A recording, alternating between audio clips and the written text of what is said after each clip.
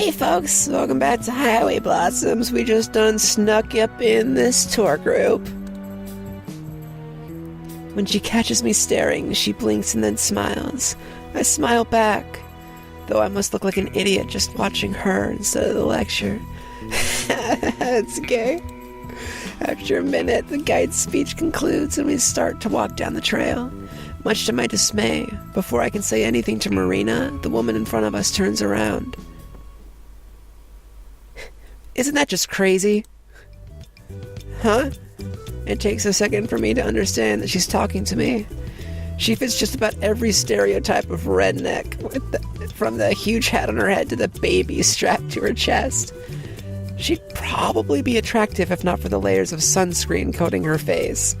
Even though it's nearly nighttime, they make her look like a ghost. I said, isn't that just crazy? What he was saying about those Indians and how they used to communicate with each other? Oh, yeah. Even if I had wanted to talk to her, I'd still have no idea what the guy had said. They're just so darn clever. Really makes you wonder how they all ended up dying out, huh? Oh, makes you wonder? Pretty sure a lot of them are still alive. Yes. They are still alive. We're driven out of these places by white people. Fucking white people. Showing up. Being just terrible. And they're not extinct. They're not gone. Fucking god damn it. White ass people. We're the worst. We are collectively the worst. Objectively the worst. Pretty sure a lot of them are still alive. And, some of them live here. In this canyon. I had heard that much, at least. But apparently not everyone did. For a second, the woman looks at me like I'm crazy, but then busts up laughing. Sorry, you're absolutely right. I was thinking of them Aztecs down in Mexico. Her laugh is more like a bray.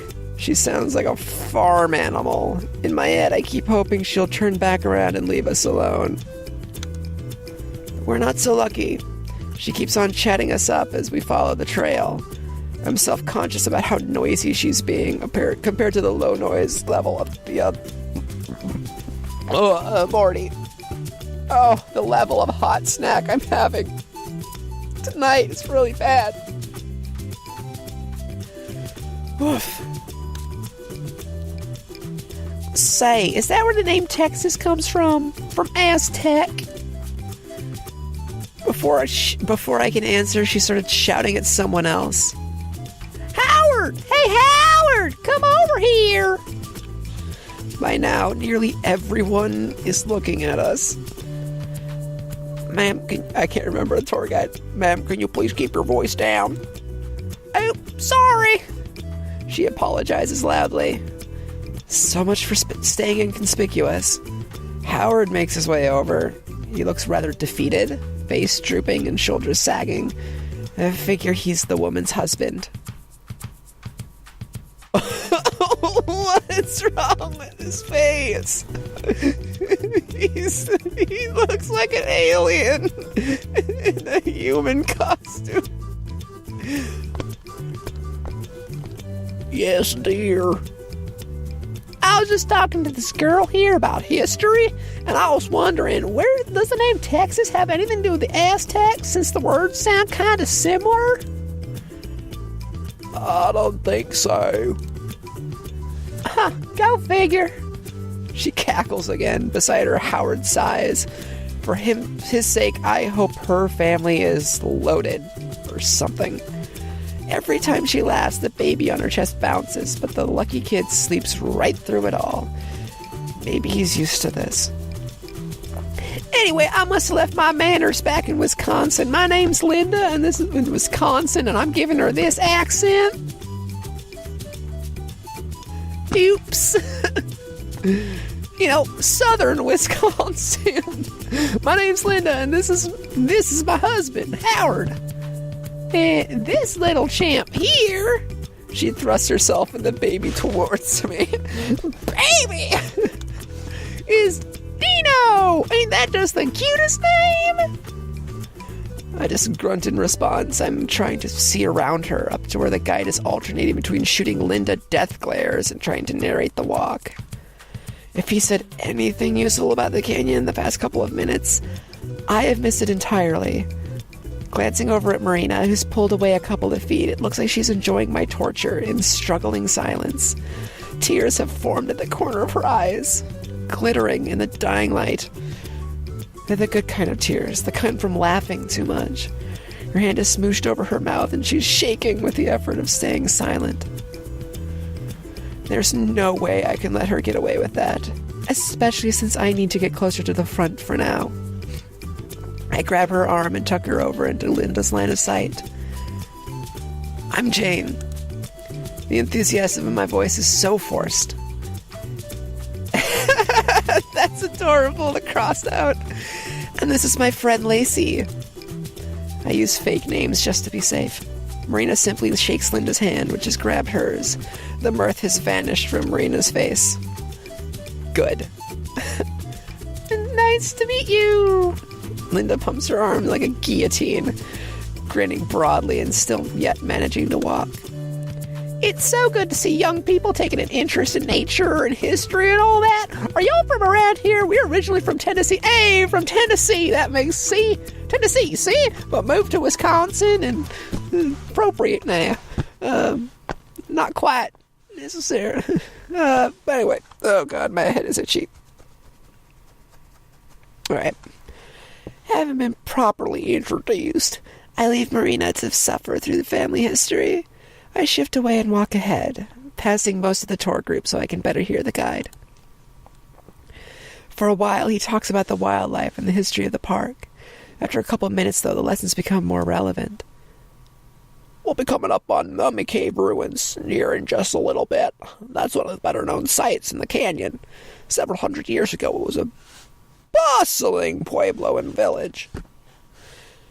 We can't get too close to the ruins, so, unfortunately, it might be a little too late to really see them clearly tonight.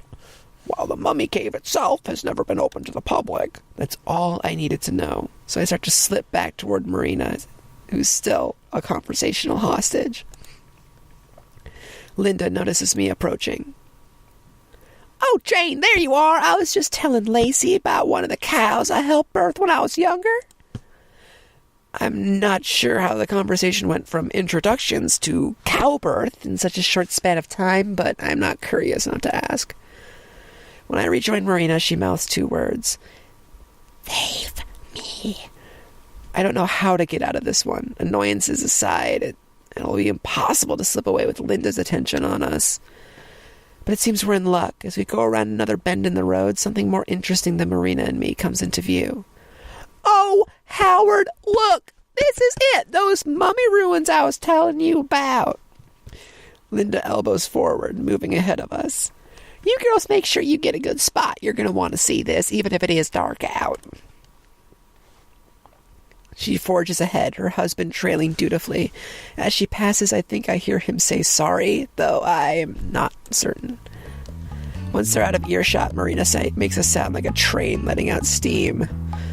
Oh, my God! I thought I was going to explode! My ears or my head or my brain or something! Saw you laughing and figured it wasn't fair if I was the only one who suffered.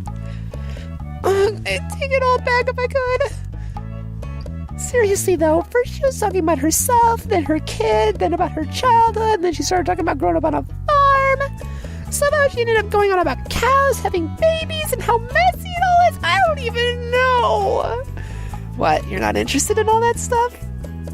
You know! Gross, gross, gross. She wrinkles up her face as she says it. I giggle, but then turn serious real fast. Okay, but listen.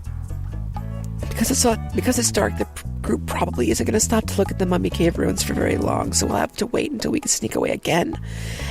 And... I wish this wasn't happening to me.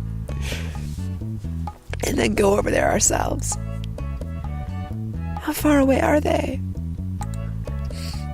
No idea. I can't see from here. Just follow my lead again. Got it. We've been at the very back of the group this entire time. The people right in front of us are much less interested in us than Linda was, so I don't think anyone will notice if we go missing. When we reach the railing, the guide stops to point out the ruins. They're across a small valley, a couple 100 yards away. In the distance, it's almost impossible to see them. They're just a dark smudge against an even darker backdrop of the mountain. Marina and I are a few yards away from the group, too. I pretend to inspect something on a rock, though there's nothing there. As the short speech ends and the guard starts to lead everyone on again, I dart behind a rock and crouch down. Marina quickly follows. I can see her start to say something, but I cut my hand over her mouth before she can get a word out. Silently, I shake my head. Marina nods twice, so I uncover her face. In my head, I count to 60. Once a minute has passed, I feel myself away from the rock and stand back up. We should be safe now. Marina's face lights up and she clasps her hands. I notice she's taken out the journal page with the hiding spot again. That was so cool! It was like something out of a video game where you just sneak away right in front of everyone! I guess so, but we still can't be noisy. Or they're not going to be that far away. No flashlights either. This close up, I can see her face fall at that. Don't worry. I'll be right beside you. Are we just gonna hop the fence and walk over there? Unless you have any better ideas. What if they catch us? Then they'll throw us out. We're not gonna get arrested for trespassing or anything, are we? That'd be too much trouble for them. I say that, although I don't actually know. Okay. The uncertainty in her voice is obvious. I grab the paper from her hands and stuff it into my pocket. Let's go. The longer we wait, the more likely it is that they'll notice us missing. I stroll over to the metal rail, hoping that I sound more confident than I am. Honestly, this is pretty risky and more than a little stupid. But it's also exciting.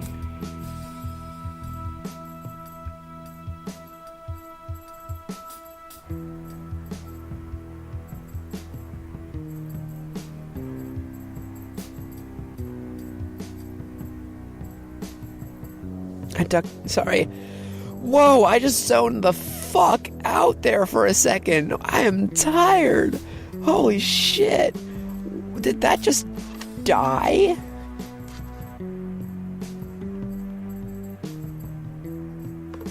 Sorry, wow, everything is weird in my life right now. Whoa. Oh man, I was miles away. I ducked down underneath the rail. After a moment, Marina does the same. We're officially out of bounds. Across the small field, I can just barely make out the shape of the ruins. They sit close to the mouth of a large cave that runs up the mountain like a scar. Okay, come on. There's an incline, but it's not too bad. Next to me, Marina spreads her arms out for balance, but I'm confident enough not to need to. Okay. My brain needs to be rebooted, so I'm going to take a break. Stop the episode here. Thank you so much for watching. I hope to catch you next time. See ya. Holy shit.